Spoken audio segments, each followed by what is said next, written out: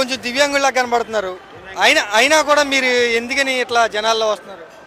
జగన్ దీన్ని బట్టి, జగన్ మంచితనాన్ని బట్టి, జగన్ చేసిన పనులు బట్టి వస్తుంటారు జనం అందరూ బాగా. మీకేం చేశాడు మంచి జగన్? జగన్ ఏం మంచి చేశాడు మీకు? అందరికీ లోన్లు ఇచ్చా, ప్రమాణంగా డబ్బులు ఇచ్చా, అమ్మ ఒడి ఇచ్చా, పిల్లలకి అందరికి, రైతులకి, పేదలందరినీ బాగు చేస్తే జగన్ పరిపాలన. ఇప్పుడు ఏముంది? ఇప్పుడు పరిపాలన వచ్చినాక పిల్లలకి ఇచ్చింది డబ్బులు. మరి బస్సులు ఉన్నాయా? బస్సు ఉందా? బస్సు లేదు కదా. జగన్ ఉన్నప్పుడు బాగుంది, అందరికి పేదలు బాగుపడ్డారు. ఇంటింటికి 4 లక్షల రూపాయల దాకా బస్సు వాళ్ళకని 18,000 అని చాలా డబ్బులు బాగా వచ్చినాయి. ఇప్పుడు ఓడిపోయాడే జగన్. ఓడిపోయిందంటే అది మోసం జరిగిందంటగా. ఏందన్న మోసం?